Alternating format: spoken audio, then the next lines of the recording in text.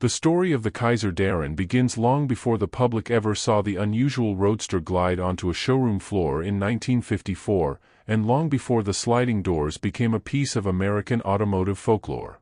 Its origins trace back to a time when the American automotive industry was undergoing a transformation, a period when independent manufacturers were struggling to keep up with the giants of Detroit while trying to carve out a unique identity.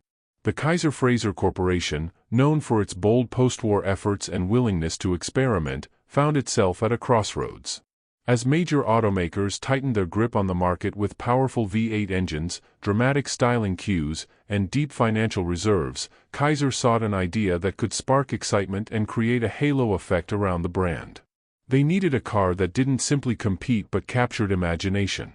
That idea arrived through the hands and mind of Howard "Dutch" Darrin, the European-trained designer whose flair for dramatic lines and unconventional solutions had always made him a distinctive figure in the industry.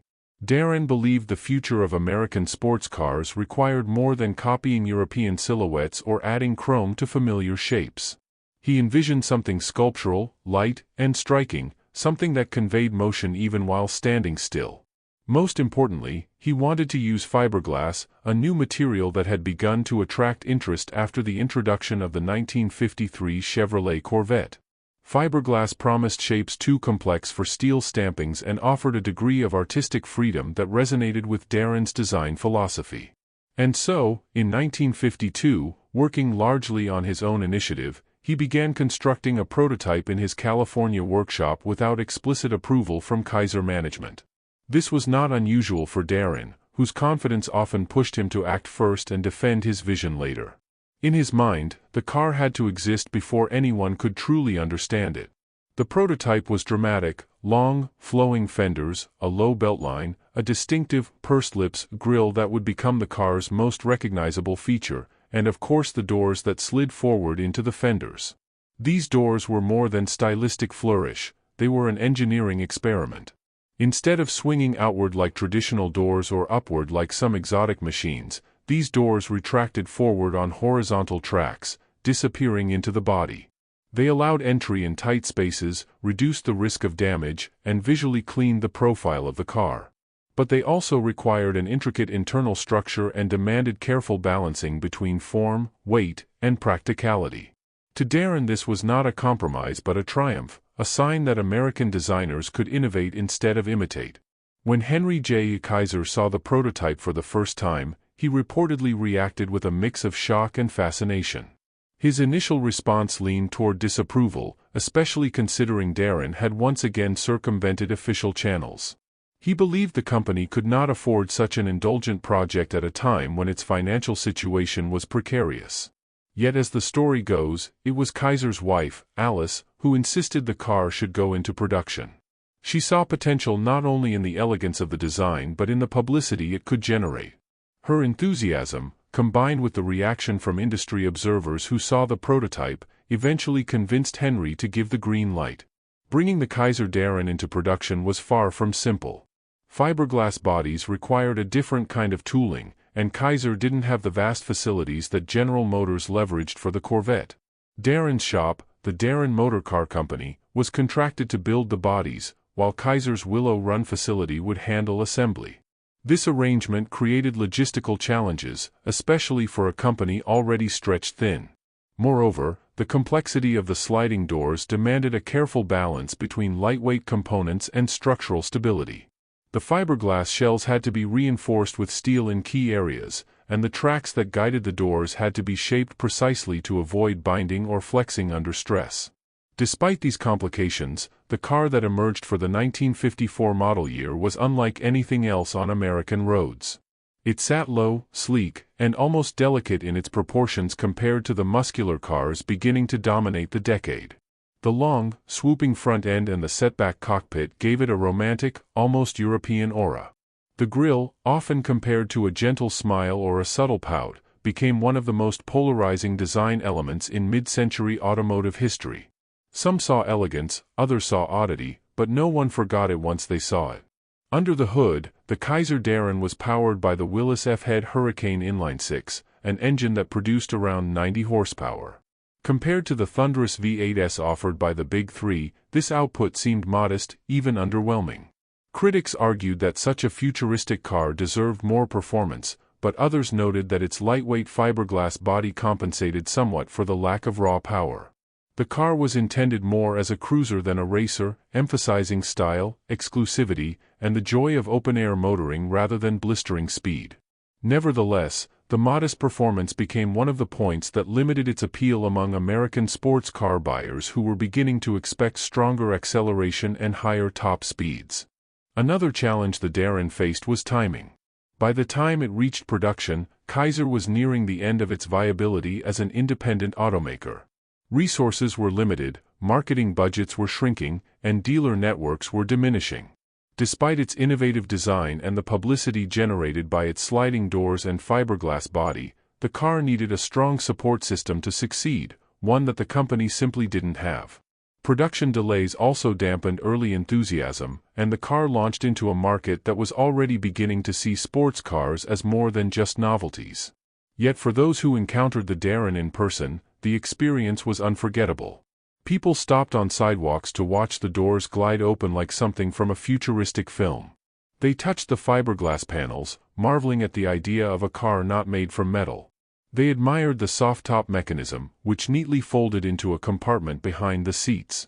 For some, the car symbolized the American post-war spirit, the willingness to experiment, to break convention, and to pursue beauty even in the face of economic uncertainty. The interior of the Darrin was equally distinctive. The seats were low and narrow, designed to complement the car's sporting nature. The dashboard featured clean, symmetrical gauges and simple chrome accents. Despite its compact size, the cockpit felt purposeful, designed around the driver and the experience of open-road motoring. One of the unique aspects was the use of matching interior and exterior colors, creating a cohesive aesthetic rarely seen in mass-market vehicles of the time. The car was available in 4 standard colors: red, yellow, white, and a light shade of blue, each emphasizing the soft curves and flowing lines of the body. Driving the Darrin was an experience that blended charm with peculiarity. The lightweight construction made the car nimble, but the long hood and low seating position required confidence to maneuver. Steering was somewhat heavy at low speeds, and the sliding doors occasionally rattled if not perfectly aligned. The engine produced a distinctive hum rather than a roar, making the experience more refined than aggressive. Yet on winding roads, the car came alive, embracing corners with grace and responding eagerly to the driver's inputs. It was a car for people who cared about design as much as driving, for enthusiasts who valued the uniqueness more than the numbers on a spec sheet. Public reaction throughout 1954 was divided but intense. Many were enthralled by the audacity of the doors and the daring styling. Car magazines praised the ingenuity while also noting the limitations in performance and practicality. The Darrin became a conversation piece, a headline generator, a photograph magnet. But sales were slow. Only 435 units were produced, making it one of the rarest American production cars of its era.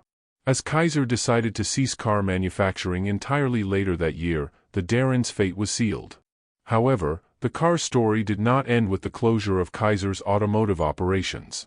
Dutch Darrin, determined to preserve his creation, bought back several of the unsold chassis and continued to work on them independently. Some were upgraded with more powerful engines, including V8 swaps that transformed the driving characteristics dramatically. These modified versions revealed what the car might have achieved if it had been born into a more stable environment with greater engineering resources. The V8 powered conversions could finally match the boldness of the design with appropriate performance, turning the lightweight roadster into a true sports car. Over the following decades, the Kaiser Darrin achieved cult classic status. Collectors, automotive historians, and enthusiasts began to appreciate the car's significance as a symbol of innovation. Its sliding doors became a source of fascination, frequently referenced in discussions about unusual automotive designs. While other manufacturers experimented with gullwing doors or futuristic rooflines, none produced a sliding-into-the-fender solution quite like the Darrin. The car emerged as a piece of rolling sculpture, an embodiment of what happens when artistic vision meets technical experimentation. Its rarity made it particularly desirable in the collector market. Only a few hundred examples survived, and many required extensive restoration due to the nature of early fiberglass, which tended to crack or warp over time. Restorers had to develop specialized techniques to repair or recreate the panels, and finding original hardware for the doors became a challenge of its own. Yet those who took on the task often did so with a deep sense of admiration for the car's historical role. The Kaiser Darrin also found new life in automotive shows, museums, and vintage rallies. Its elegant lines and pastel colors made it a favorite among photographers. Its engineering quirks made it a conversation starter among enthusiasts. More importantly, its creation represented a moment when an independent American automaker dared to challenge conventions despite overwhelming odds. Kaiser may have faded from the automotive landscape, but the Darrin ensured the company would never be forgotten. Today, the Kaiser Darrin is remembered not only as a rare collectible but as a lesson in the power of innovation. It stands as proof that originality can outlast commercial failure. Though only 435 units rolled off the line, their impact echoes through automotive history. Designers continue to reference the car in discussions about proportion, aerodynamic flow, and creative door mechanisms. Collectors cherish it as a window into a lost era of American car manufacturing, when bold dreams could still shape the industry. The sliding doors remain the car's defining feature, an element that still appears magical even in an era of complex electronics and automated systems. Watching them glide smoothly into the fenders evokes the craftsmanship and creativity that define Darrin's work.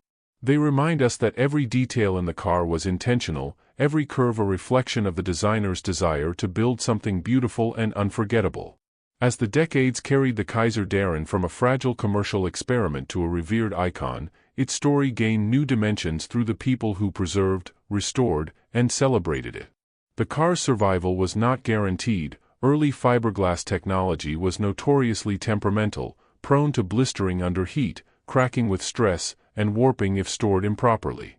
Many examples spent years hidden in barns or garages, forgotten until an enthusiast stumbled across them. The rediscovery of these cars often sparked a journey involving meticulous craftsmanship and a deep sense of responsibility toward automotive history. Restoring a Darrin became a passion project for those who recognized its significance as a rare chapter in America's mid-century design narrative. Collectors frequently describe the emotional moment of sliding the doors open for the first time. Even in disrepair, the mechanism retains its sense of novelty, a reminder of how radical the idea must have seemed in 1954. The doors glide forward with a graceful, almost theatrical motion, disappearing into the front fenders as though swallowed by the bodywork. This motion alone can transport an observer back to the early post-war years, when designers were searching for new ways to define American luxury, sportiness, and innovation. The Darrin's doors symbolize this search more clearly than any of its contemporaries, embodying an era of experimentation and ambition. Driving a restored Darrin today connects the past with the present in a unique way. The experience is far removed from modern performance vehicles, and yet the charm is undeniable. The inline-six engine, modest by today's standards, offers a smooth and predictable power delivery. The car's lightweight fiberglass body allows it to accelerate with surprising eagerness at low speeds, while the long hood and low seating position enhance the sensation of gliding across the asphalt rather than simply driving on it. The steering, though firm, provides a tactile feedback that modern cars often lack, reminding the driver of the mechanical purity of mid-century engineering. What makes the driving experience truly special, however, is the reaction from onlookers. Even those unfamiliar with automotive history sense that the Kaiser Darrin is something extraordinary. People stop, stare, and ask questions. They want to know why the doors move the way they do, why the body curves so gracefully, and why they have never seen anything quite like it. The car invites conversation, curiosity, and admiration, fulfilling the promise Dutch Darrin envisioned when he first sculpted the prototype in his workshop. It stands not just as a machine but as a piece of rolling art that demands attention. Automotive historians continue to analyze the Darrin's place within the broader context of American car development. Some argue that it was ahead of its time, a bold experiment that suffered from arriving in an industry not yet ready to embrace such creativity. Others note that its limitations, particularly the underpowered engine, reflected the financial constraints of an independent automaker battling against giant corporations. In either case, The consensus remains that the Darrin represents a critical turning point, one that demonstrated how materials like fiberglass and unconventional features like sliding doors could push the boundaries of automotive design. The story of the Darrin also intertwines with the decline of Kaiser Frazer, a company that began with immense promise in the immediate post-war years. Henry J. Kaiser had revolutionized shipbuilding during World War II, applying mass production techniques that helped supply the Allied war effort. His transition into automobile manufacturing was ambitious, supported by a belief that fresh ideas could challenge the dominance of Detroit. In the early years, Kaiser Frazer produced innovative sedans that captured public interest. But as the post-war boom settled into normalcy and design trends shifted rapidly, the company found itself unable to match the scale and resources of its competitors. The introduction of the Kaiser Darrin was, in many ways, a symbol of the company's last attempt to reclaim attention and relevance. It served as a statement that Kaiser was willing to think differently, to embrace bold styling and unconventional engineering. Yet despite the excitement surrounding the car, it arrived too late to reverse the company's trajectory. Kaiser's automotive division wound down production shortly after the Darrin's debut, marking the end of one of the most daring independent manufacturers in American automotive history. Still, the Darrin story continued through the work of Dutch Darrin himself. His decision to buy back unsold chassis and upgrade them revealed his unwavering belief in the car's potential. Some of these upgraded examples received Cadillac V8 engines, which transformed the Darrin from a stylish cruiser into a formidable performer. These modified cars, though not factory originals, offer a glimpse into what might have been if Kaiser had possessed the resources to develop a high-performance version from the outset. The V8-powered Darrins are celebrated among collectors not only for their rarity but for the insight they provide into Darrin's original intentions. Beyond modified examples, the majority of surviving Darrins remain faithful to their original specifications. These vehicles form the backbone of the Darrin's legacy, appearing at car shows, concours events, and automotive museums around the world. They attract attention not because of racing history or high horsepower but because of their unique blend of elegance and eccentricity. Their pastel colors, sweeping curves, and unmistakable grille design make them stand out even among far more exotic or powerful cars. Judges and spectators alike appreciate the car's historical value, recognizing it as a chapter from a time when independent manufacturers could still influence design trends. The Darrin's cultural impact extends beyond car shows. It has appeared in films, advertisements, and photography projects, often used to evoke nostalgia for the 1950s or to represent American creativity. Its distinctive grille and doors give it a cinematic presence, making it instantly recognizable on screen even to audiences who may not know its name. The car has become a symbol not only of innovation but of the optimism and artistic daring that characterized mid-century America. In the realm of design education, the Kaiser Darrin is frequently used as a case study. Students of automotive design analyze its proportions, surface treatments, and door mechanics to understand how unconventional ideas can influence form and function. Its flowing lines illustrate the potential of fiberglass as a sculptural material, while its doors provide insight into alternative solutions for cabin access. The car encourages students to question conventional assumptions, to experiment with new materials, and to consider how bold design choices can shape the identity of a vehicle. Despite all these accolades, the car remains rooted in a story of struggle against financial constraints, against skeptics, and against the limitations of early fiberglass technology. These struggles give the Darrin a sense of authenticity and humanity. It was not a product of unlimited budgets or massive corporate teams. It was the result of a designer's passion and a company's attempt to stay relevant in a rapidly changing industry. The imperfections that critics once highlighted now contribute to the car's charm, reminding enthusiasts that innovation often comes with challenges. Over time, the Darrin became a favorite among automotive clubs dedicated to independent manufacturers. Owners gather at annual meets, sharing stories about restoration challenges, parts searches, and the joy of driving such a rare machine. Many restorers recall the painstaking process of repairing fiberglass panels, often requiring handcrafted molds or custom-built replacements. Others speak of tracking down original door hardware or sourcing period-correct upholstery. These efforts reflect not only dedication but a communal understanding that each surviving Darrin represents something greater than itself. The car's rarity amplifies its importance. With only 435 produced, every surviving example plays a vital role in preserving the legacy of Kaiser Frazer and Dutch Darrin. Each restoration becomes an act of historical preservation, ensuring that future generations can witness the creativity that once challenged the norms of the automotive world.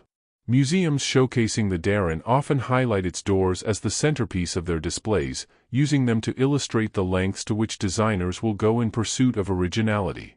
As the car ages, interest in the Darrin shows no signs of fading. In fact, its value continues to rise, driven by nostalgia, rarity, and an increasing appreciation for mid-century American design. The 1950s marked a unique period in automotive history, when optimism fueled experimentation and when independent manufacturers could still introduce radical ideas. The Darrin captures this spirit perfectly. It is a car that dared to be different, and time has rewarded that courage. Even for those who do not collect or restore automobiles, the story of the Kaiser Darrin offers an inspiring lesson. It reminds us that creativity often flourishes under pressure, that innovation does not always require vast resources, and that bold ideas can leave a lasting impact even when commercial success is limited. The Darrin stands as a testament to the power of vision and determination. Dutch Darrin's decision to build the prototype without authorization, his insistence on the sliding doors, and his continued work after production ended all reflect a designer unwilling to compromise his ideals. Today, encountering a Kaiser Darrin on the road or at an event feels like witnessing a moment suspended in time.